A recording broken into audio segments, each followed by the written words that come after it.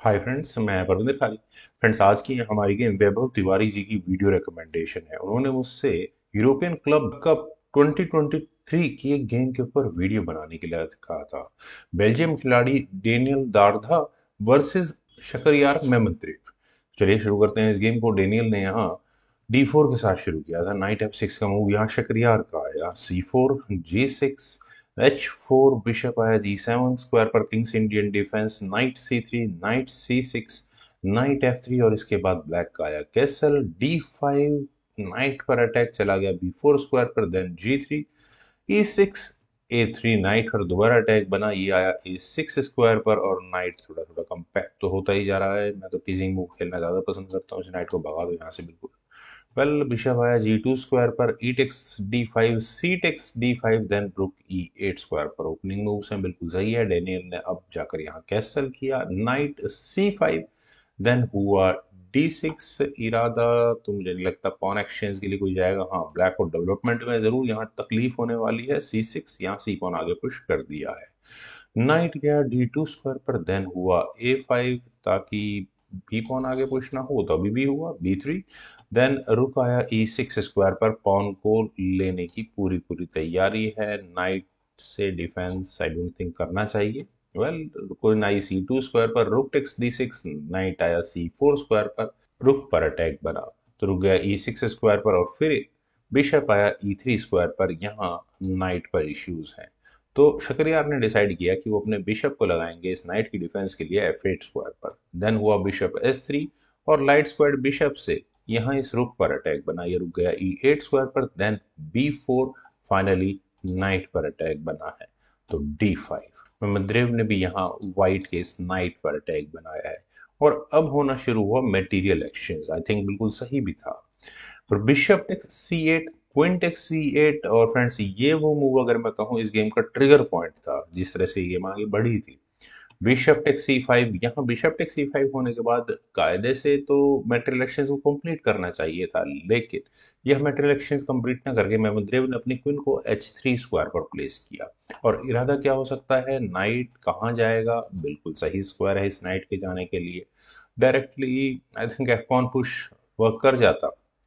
खैर, यहाँ इस पॉइंट पर फ्रेंड्स जिस तरह से गेम आगे बढ़ी थी, इसका डिफेंस काफी सिंपल है जो कि गेम में खेला गया था। डेनियल ने अपने नाइट मैन्योर पर ज्यादा भरोसा किया, लेकिन चूंकि इस गेम का रिजल्ट मैं देख चुका हूँ तो इस पॉइंट पर ज्यादा बेटर होता कि मटेरियल मिल चुका है, नाइट एक्स D5 कर लिया जाए। सीट एक्स D5 दोबारा नाइट पर अटैक बनता, तब ये नाइट D2 स्क्वायर पर जा सकता था। थोड़ा जो मटेरियल गया था एडवांटेज में है, थोड़ा बहुत वापस पाउंड की आ जाती।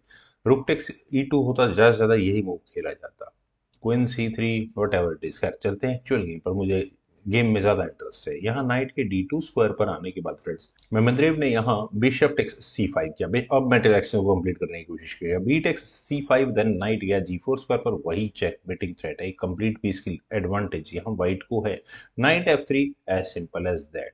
यहाँ इसका डिफेंस हो गया। फ्रेंड्स, यहाँ इस पोजीशन में मेरे ख्याल से हम लोग काफी बार जा चुके हैं। बस क्वीन की पोजीशन पता नहीं कहाँ रहती होगी, पर जब तक ये वाइट का नाइट रखा है, यहाँ चेकमेट जैसी कोई सिचुएशन नहीं बनने वाली है।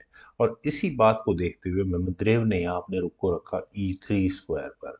और फ्रेंड्स, डायरेक्टली आया है रुक सेक्रीफाइस। क्या रुक सेक्रीफाइस को एक्सेप्ट किया जा सकता है? बिल्कुल भी नहीं। जानबूझ करके लगा मूव में, मैं तो 5 बार चेक करूंगा इसको।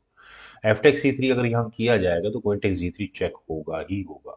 किंग H1 स्क्वायर पर जाएगा, देन नाइट टेक्स E3। आप चाहो तो अपनी क्वीन बचो या फिर मन करे तो चेकमेट बच लो। तो यहाँ दूसरी क्या ऑप्शन है?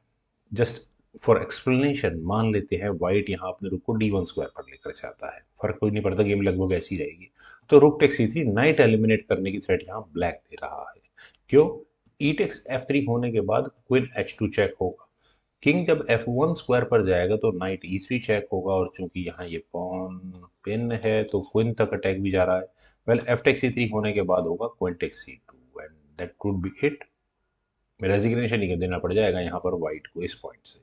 खैर, लगभग हुआ भी कुछ ऐसा ही था। यहाँ व्हाइट ने अपने रुक को रखा E1 स्क्वायर पर, ताकि अगर यहाँ रुक से इस नाइट को लिया जाए तो कम से कम ब्लैक अपने नाइट को E3 स्क्वायर पर ले जाकर यहाँ क्वीन तक अटैक ना बना पाए, ताकि रुक से उसको लिया जा सके। यहाँ खेला गया रुक eight A goes to E8, अपने रुक्स की बैटरी तैयार की। आखिर चाहते क्या है, अगले मूव में थ्रेट क्या है, रुक से इसी नाइट को एलिमिनेट करने की, और यहाँ checkmating threat kind of thing बनाने की है। तो व्हाइट ने डिसाइड किया कि इनफ इज इनफ, गेम को थोड़ा भी चलाना है तो मुझे क्वीन को D3 स्क्वायर पर लेकर ही जाना पड़ेगा, क्वीन सेक्रीफाइस है, ले लो। रुक टेक्स D3, यही तो चाहिए था। ई टेक्स D3 होने के बाद है रुक एक्सचेंज ऑफर, लेकिन मेमद्रेव ने रुक एक्सचेंज ना करके यहाँ अपने रुक को E3 स्क्वायर पर ले जाकर रोक दिया।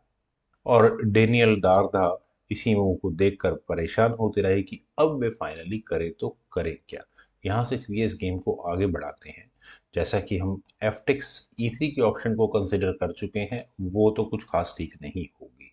रुक टेक्स E3 के ऑप्शन को कंसिडर करते हैं। नाइट टेक्स E3 किया ही जाएगा, एफ टेक्स E3 करना पड़ेगा, then queen takes G3 check और नाइट गया। किंग को H1 whatever it is, queen takes F3 check, king H2 square पर लगा देते हैं, क्वीन टेक्स C3। अगला पॉन भी एलिमिनेट होता है, उसके बाद नाइट एलिमिनेट होता है, चेक देकर भी इस नाइट को लिया जा सकता है।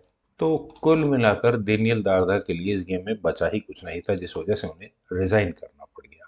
फ्रेंड्स, वैसे मैं सही बात कहूँ तो मुझे आप लोग ही इतनी अच्छी गेम्स बताते हैं, मेरे लिए इन गेम्स को ढूंढना बहुत मुश्किल हो जाएगा। वैभव तिवारी जी ने बहुत शानदार गेम हम सभी लोगों को बताई, काफ़ी कुछ सीखने को ज़रूर मिला होगा। तो फ्रेंड्स, आप लोग इस गेम को लाइक तो करेंगे ही करेंगे, शेयर भी ज़रूर करेंगे जितनी ज़्यादा से ज़्यादा क्वांटिटी में हो सके, क्योंकि इतनी अच्छी गेम जिससे काफ़ी कुछ सीखने को मिल सकता है, ज़्यादा से ज़्यादा लोगों तक पहुँचे। और अगर आपने चैनल अभी तक सब्सक्राइब नहीं किया है तो प्लीज़ सब्सक्राइब ज़रूर करें। आपके कमेंट्स एज यूजर मुझे बहुत इंतजार रहता है। Thank you for watching and bye for now.